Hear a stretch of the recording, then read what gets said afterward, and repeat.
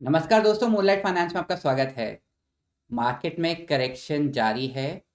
Small caps में और specifically SME space में काफ़ी ब्रूटल करेक्शन देखने को मिल रहा है। तो ऐसे समय में एक रिटेल इन्वेस्टर को, हमारे जैसे आपके जैसे इन्वेस्टर्स को क्या करना चाहिए, आइए इस पे चर्चा शुरू करते हैं।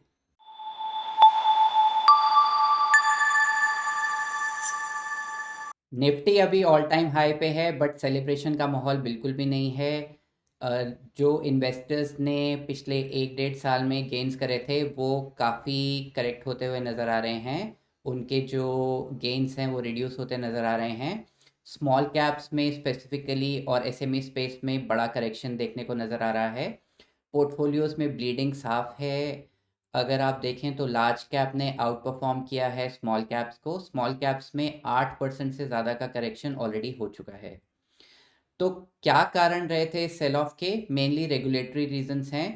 अ, अगर आप सेबी की स्टेटमेंट्स देखें या आरबीआई के एक्शंस देखें तो क्लियरली दोनों, सेबी और आरबीआई को लग रहा है कि मार्केट में थोड़ा बबल है। सेबी ने तो क्लियरली कहा है कि उनको एसएमई स्पेस में और स्मॉल कैप स्पेस में एक बबल नज़र आ रहा है। और इससे पहले वो बबल बड़ा हो, सेबी ने कुछ स्टेप्स लेने स्टार्ट कर दिए हैं। उन्होंने small cap mutual fund managers को भी एमफी के थ्रू डायरेक्शंस दिए थे कि वो अपने इन्वेस्टर्स को और ज़्यादा जागरूक करें, किस तरह के रिस्क होते हैं वो इन्वेस्टर्स को बताएं। तो कई सारे स्मॉल कैप फंड्स ने फ्रेश फ्लो भी रोक दिए थे और सिर्फ एसआईपी कंटिन्यू कर रहे थे। आरबीआई ने भी काफ़ी एक्शंस लिए हैं। पेटीएम पेमेंट्स बैंक को शट कर दिया था। आरबीआई ने आईआईएफएल फाइनेंस को गोल्ड लोन्स डिसबर्समेंट से रोक लगा दी थी। जेएम फाइनेंस को भी उन्होंने रोक लगा दी थी लेंडिंग के लिए अगेंस्ट शेयर्स एंड डिबेंचर्स। तो क्लियरली रेगुलेटर्स को दो चीज़ें लग रही थी। एक तो बबल स्मॉल कैप्स और एसएमई स्पेस में, और दूसरा कि लोग अननेसरी लेवरेज ले रहे हैं, अननेसरी लोन्स ले रहे हैं एनबीएफसी से और उसको मार्केट्स में पुश कर रहे हैं। तो इस कॉम्बिनेशन से उनको लग रहा है कि इन्वेस्टर्स के लिए काफ़ी रिस्की हो सकता है। तो इस तरह की स्टेटमेंट्स और इस तरह के एक्शंस लिए गए हैं। आने वाले समय में एक एक्शन तो डेफिनेटली होने वाला है कि जो एसएमई के लिस्टिंग के नॉर्म्स हैं वो डेफिनेटली टाइटन होने वाले हैं। At this point in time SME के जो आईपीओ लिस्टिंग के नॉर्म्स हैं वो as compare to main board IPOs काफ़ी रिलैक्स्ड रहते हैं, क्योंकि एसएमईज के पास इतनी क्षमता नहीं होती, इतना टाइम नहीं होता कि वो सारे लॉज की तरफ सारे रूल्स को कंप्लाई करें। बट वो सेबी को ऐसा लग रहा है कि कुछ एसएमईज ने उसको मिसयूज़ किया है। तो वहाँ पे नॉर्म्स डेफिनेटली टाइटन होने वाले हैं।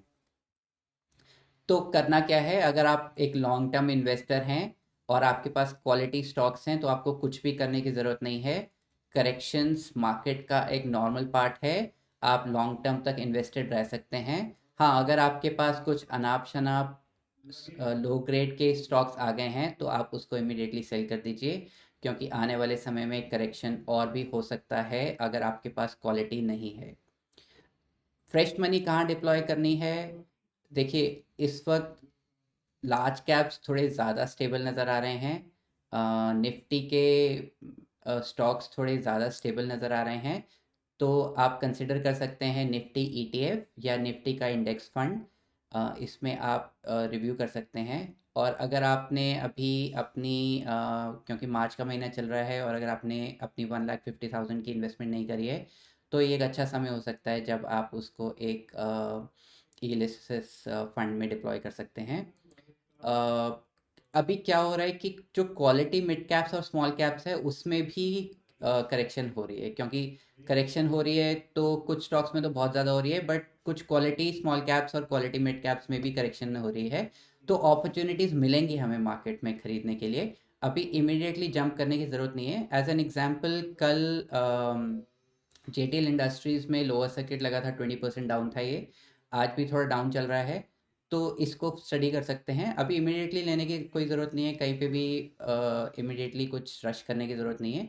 आराम से ले सकते हैं। Keep an I and keep studying, और जैसे ही कोई अच्छा फंडामेंटली गुड स्टॉक अगर रीजनेबल वैल्यूएशन पे आ जाता है तो आप उसको लॉन्ग टर्म के लिए परचेज कर सकते हैं। एक और काम आप कर सकते हैं, अब अगर आप चाहें तो आप रीबैलेंस कर सकते हैं। अगर आपके पास स्मॉल कैप में एक्सपोजर काफ़ी ज़्यादा हो गया है and over a period of time आपने काफ़ी पैसा बना लिया है, तो आप उसमें से प्रॉफिट बुक करके थोड़ा लार्ज कैप की तरफ मूव कर सकते हैं। स्टे इन्वेस्टेड, ऐसा नहीं है कि सब कुछ बेच बाच के सब कुछ बाहर आ जाएं, ऐसा नहीं करना है। इंडिया एक स्ट्रक्चरल बुल रन में है, आने वाले 10 साल बहुत ही अच्छे होने वाले हैं, तो इस ग्रोथ स्टोरी को आप इंजॉय कीजिए।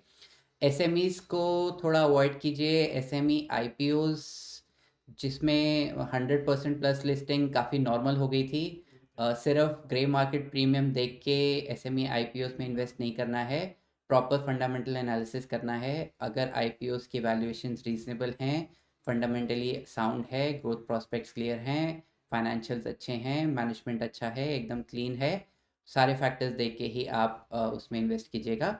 लार्ज कैप्स अभी भी अट्रैक्टिव नज़र आ रहे हैं। Large cap banks definitely attractive नज़र आ रहे हैं। अगर आप एक ग्रोथ इन्वेस्टर हैं तो आप आईसीआईसीआई बैंक को स्टडी कर सकते हैं। अगर आप एक वैल्यू इन्वेस्टर हैं तो आप एचडीएफसी बैंक और कोटक महिंद्रा बैंक को स्टडी कर सकते हैं। अगर आप एक शॉर्ट टर्म इन्वेस्टर हैं तो सबसे पहले अगर आपका लेवरेज है, लेवरेज पोजीशंस हैं मिड कैप्स और स्मॉल कैप्स में, उससे इमिडिएटली बाहर आ जाइए। लोन लेके स्मॉल कैप में इन्वेस्ट करना eight this point in time can be very risky. अगर आपके पास कुछ लो ग्रेड स्टॉक्स हैं तो आप उसको इमिडिएटली सेल कर दीजिए। फर्दर करेक्शन, जो लो क्वालिटी स्मॉल कैप्स हैं उसमें फर्दर करेक्शन होना पॉसिबल है। तो stay invested, overall don't panic and enjoy the India growth story. Portfolio को बार बार मत देखिए and happy investing. See you in the next video. अगर आपको ये वीडियो पसंद आया तो आप इसको लाइक कीजिए और इसी तरह के यूज़फुल वीडियोस के लिए चैनल को सब्सक्राइब कीजिए।